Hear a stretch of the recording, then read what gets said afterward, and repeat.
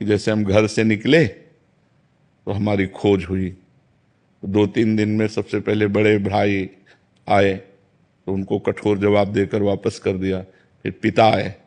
पिताजी बहुत कड़क स्वभाव के थे, कठोर स्वभाव उनका था, शासन बिल्कुल सत्य, धर्मात्मा, नंगे पैर हल जोतने वाले किसान, कभी जूता नहीं पहना, कभी सिले कपड़े नहीं पहने।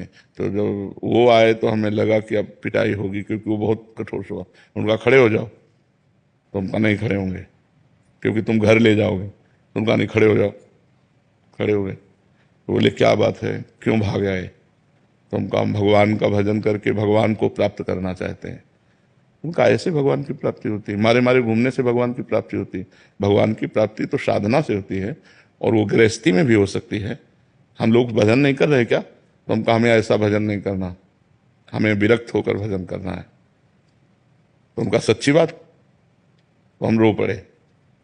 एक तो भय उनका, और दूसरा कि हमें घर न ले जाए, हमें भगवान की प्राप्ति करनी है। पूर्व जन्म का कुछ ऐसा था कि जो हमें भगवान की प्राप्ति करने का चस्का लगा। कोई हम दुख या किसी समस्या से थोड़ी निकले। 13 वर्ष के बालक को क्या दुख, 9th क्लास में पढ़ रहे थे। तो पिताजी ने ऐसे गले लगाया, राम राम राम, वो स्वयं भक्त थे, ऐसे गले लगाया, 3 बार कहा राम राम राम, और कहा बेटा ऊसर में बैठोगे तो फूल बरसेंगे, जाओ हमारा आशीर्वाद है। लेकिन जिंदगी में अगर हमने ये सुना कि किसी माई बहन की तरफ तुम्हारी गंदी दृष्टि हुई, नहीं गृहस्थी में चलो और भजन करो, और अगर बाबा जी बनो तो जीवन में कभी ये शिकायत हमें न मिले। तो हमका वादा करते हैं कभी शिकायत नहीं मिलेगी। तो उनका चलो हमारे साथ।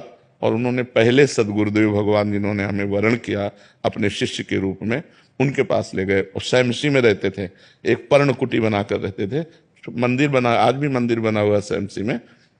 गुरु जी से कहा, उनका देखा, बोले कैसे आना हुआ? बोले स्वामी जी ये लड़का कह रहा हम बाबा जी बनेंगे। तो उनका कोई बात नहीं, एक छोड़ दो, 1 हफ्ते में भाग के घर आ जाएगा या तो बाबा जी बन जाएगा।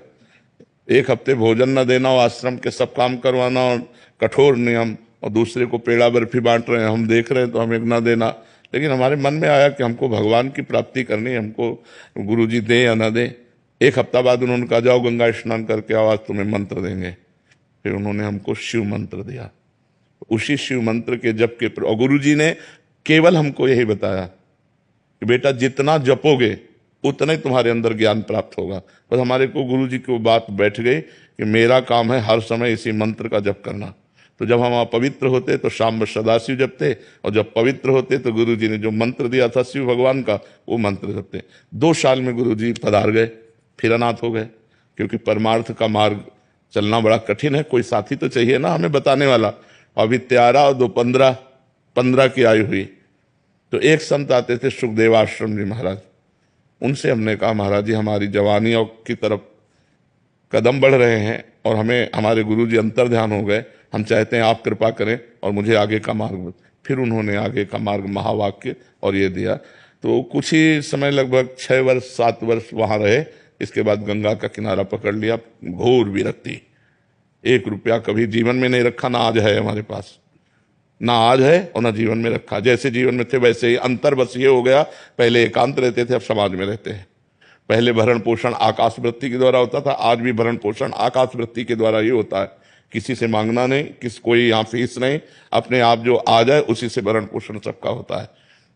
भगवान की कृपा से जब काशी पहुंचे तब लगा जीवन का यही स्थान है, आजीवन काशी वास करो। घाटों में वास करते थे, किसी आश्रम में नहीं। ऐसे करने का स्वभाव नहीं था। तो जो हमारे सामने आ जाता, इसलिए कई कई दिन भूखे रहने पड़ते। वो सब कष्ट सहते हुए फिर काशी में ही हमको भगवान की प्रेरणा हुई। रास कैसा होगा वृंदावन, और वहीं से विधान बना। इतने में 20 वर्ष कम से कम व्यतीत हो गए होंगे, जितनी बात बता गए सारांश में बता। फिर वृंदावन आगमन हुआ, वृंदावनेश्वरी ने कृपा की और ये उपासना दे दी। तो इसमें मूलतः भगवान की ही सब रचना है। हम कहीं कोई खोज नहीं की, हम कहीं कोई चाह नहीं कि आगे से आगे क्या करना है, क्या करना, वो सब करते चले गए। तो हमें लगता है यदि हम गुरु की शरण में हो जाएं और वो हमें जो मार्ग बताएं उसके अनुसार हम चले, तो आगे हमें जहां पहुंचना है वो आगे आगे सब व्यवस्था भगवान करते जाते हैं। किसका प्रश्न था? तो समझ रहे हो आप? दिख जी।